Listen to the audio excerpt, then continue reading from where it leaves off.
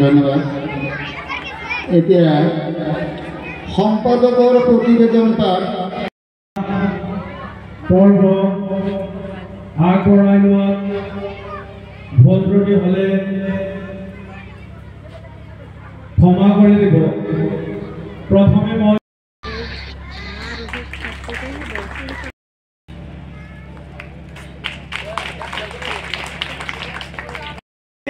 কোনেও জীৱনৰ উন্নতি শিখৰত যাব নোৱাৰিব। আমি সদায় শিক্ষাৰ ওপৰত আমি গুৰুত্ব দিব লাগিব। আমি যদি শিক্ষা ভালকৈ ভাল শিক্ষাৰে শিক্ষিত হ'ব নোৱাৰোঁ তেতিয়াহ'লে আমাৰ সমাজক আমি আগুৱাই লৈ যাব নোৱাৰিম। আমি বহুত মানুহ আমি শিক্ষাৰ ওপৰত খালি বক্তব্য আগবঢ়াওঁ বা বক্তব্য শুনো, কিন্তু আমি ঘৰত যাই পেলাই আমি সেইটোৰ ওপৰত চৰ্চা নকৰোঁ। আমি চৰ্চা কৰিব লাগিব। আমি আমাৰ ল'ৰা ছোৱালীক কেনেকৈ শিক্ষাৰে শিক্ষিত কৰি উন্নত কৰিব পাৰিম, ভাল শিক্ষাৰে শিক্ষিত কৰিব পাৰিম, তাৰ ওপৰত গুৰুত্ব দি পেলাই এজন মাতৃয়ে ভাল পদক্ষেপ ল'ব লাগিব। প্ৰথম পদক্ষেপ আমাৰ আই মাতৃসকলৰ পৰা আহিব। আই মাতৃসকলে যি শিক্ষা দিব সৰু ল'ৰা ছোৱালীক সেই শিক্ষাৰে শিক্ষিত হ'ব।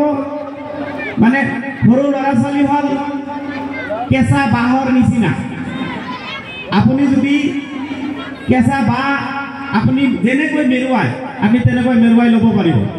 গতিকে ল'ৰা ছোৱালী ঘৰৰে পৰা আপুনি যেনেকুৱা শিক্ষা দিব খোজে বা যেনেকুৱা বনাব খোজে, মই আশা যিখিনি কৰিছিলোঁ তাতকৈ বেছি মই সঁহাৰি পাইছোঁ। মানে এই মাজৰচা জাতীয় বিদ্যালয়ত যে ইমান ভাল প্ৰদৰ্শন দেখাব পাৰে আৰু ল'ৰা ছোৱালীয়ে ইমান সন্মান দেখাব পাৰে অতিথিসকলক, মই প্ৰথমতে এনেকুৱা পাইছোঁ আৰু তাৰ কাৰণে মই অশেষ অশেষ ধন্যবাদ জ্ঞাপন কৰিছোঁ মোৰ ফালৰ পৰা। একচুৱেলি চাওক, সকলোৰে মনৰ আশাটো থাকেই।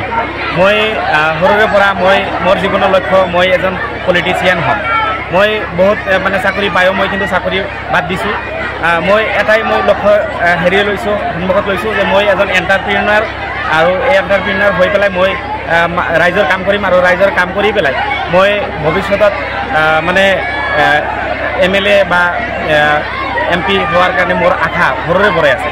এইটো যদি ৰাইজে সঁহাৰি দিয়ে তেনেহ'লে আগন্তুক বিধানসভাত মই MLA ইলেকশ্যন খেলিম বুলি আশা। কোনটো দলৰ সুযোগ পাইছে?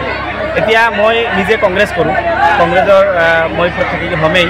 তো মোৰ এটাই কথা যে আমি মানে প্ৰত্যেকীটো বহুত থাকে, ময়ো এজন প্ৰাৰ্থিত প্ৰত্যাশী, কিন্তু কোনো না কোনোতো একজন ব্যক্তিয়ে পাবই। কিন্তু মই এটা মানে অনুৰোধ কৰিম, মোৰ ফালৰ পৰা মই ৰাইজক মই টানি অনুৰোধ কৰিম যে যদি কোনোবাই মানে ভাবি আছে যে আমি কংগ্ৰেছৰ প্ৰাৰ্থীকেই ভোট দিম, কিন্তু সেইজন প্ৰাৰ্থী আপোনালোকে এনেকুৱা ভাবি ল'ব লাগিব যে আমি চহৰৰ মানুহক বনাব লাগিব। কাৰণ চহৰৰ যি দুখ বেদনা, যি প্ৰব্লেম, এই প্ৰব্লেমবিলাক ছল্ভ কৰাৰ কাৰণে চহৰৰ মানুহকে MLA বনাব লাগিব, নহ'লে এই দুখ বেদনা কোনেও বুজি নাপায়। বাৰ্ষিক অধিৱেশন 3দিনীয়া বৰ্ণাঢ্য কাৰ্যসূচীৰে আৰম্ভ কৰিছিলোঁ। আজি আমাৰ অন্তিম কাৰ্যসূচী মুকলি বঁটা বিতৰণী সভা আছিল। আমি যথেষ্ট পৰিমাণৰ অভিভাৱকৰ পৰা সঁহাৰি পাইছোঁ আমাৰ মুকলি সভাখন কৰাৰ